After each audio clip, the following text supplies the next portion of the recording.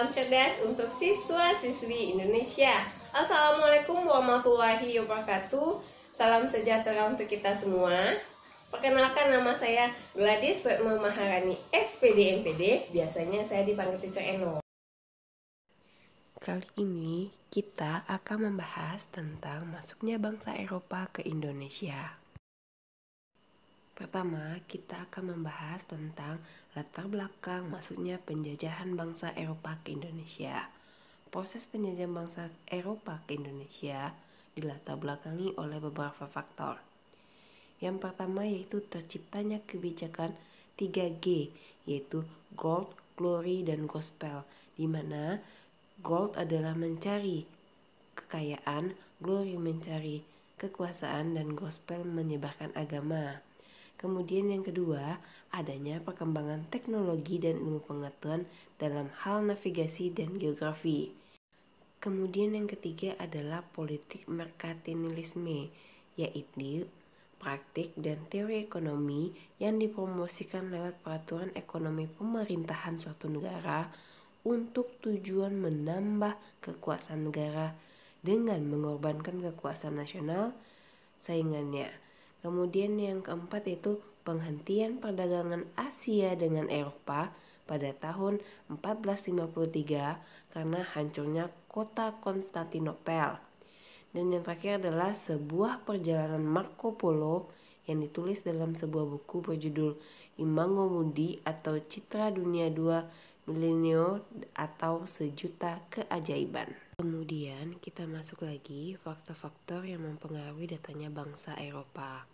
Ada sejumlah faktor yang mempengaruhi datangnya bangsa Eropa, antara lain seperti para pihak Eropa memiliki jiwa petualang sehingga menyukai penjelajahan antar samudera. Yang kedua, orang-orang Timur Tengah menguasai jalur pelayaran dan pusat perdagangan, menginginkan rempah-rempah yang berasal dari tempat aslinya agar mendapatkan harga yang murah kemudian dijual dengan harga yang mahal. Mulai berkembangnya teknologi pengetahuan seperti peta dan kompas sehingga memudahkan bangsa Eropa menemukan suatu tempat. Kemudian yang terakhir, menyebarkan kembali agama Nasrani ke Indonesia demi melanjutkan perang salib yang pernah terjadi di masa lampau. Kemudian kita masuk lagi bangsa-bangsa Eropa yang pernah masuk ke Indonesia. Yang pertama yaitu Portugis, Spanyol, Inggris, dan Belanda. Kita mulai dari Portugis. Bangsa Portugis merupakan awal mula penjajahan bangsa Eropa ke Indonesia.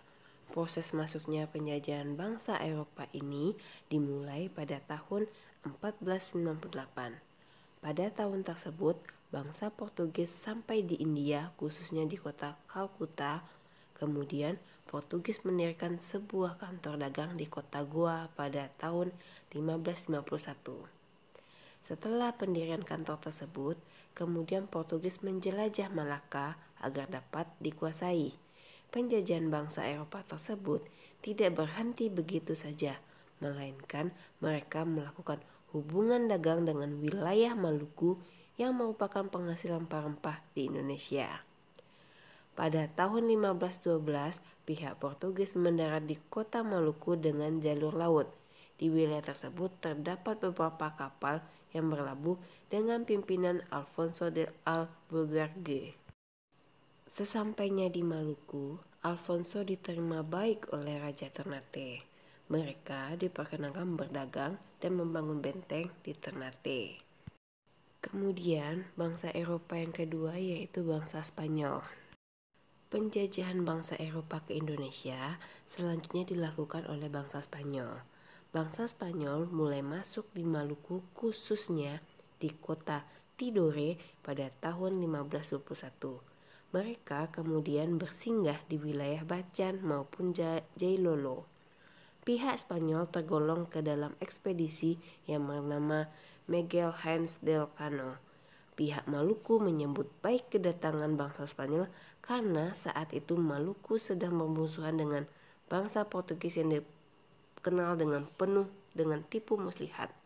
Kedatangan bangsa Spanyol dianggap melanggar perjanjian monopoli antara Portugis dengan Maluku. Pelanggaran tersebut membuat bangsa-bangsa Portugis dan bangsa Spanyol bersaing untuk mendapatkan rempah-rempah dari Maluku. Maluku terbagi atas dua bagian, yaitu Ternate dan Tidore. Pada akhirnya, Sultan Ternate memihak bangsa Portugis dan Sultan Tidore memihak bangsa Spanyol. Adanya pertentangan atau perbedaan sehingga bangsa Spanyol dan bangsa Portugis diselesaikan dengan cara perundingan Saragossa pada tahun 1592 dan menghasilkan perjanjian Saragossa yang berisi kesepakatan Spanyol dan Portugis. Oke, cukup sekian dulu materi kita hari ini. Mohon maaf apabila ada salah kata. Assalamualaikum warahmatullahi wabarakatuh.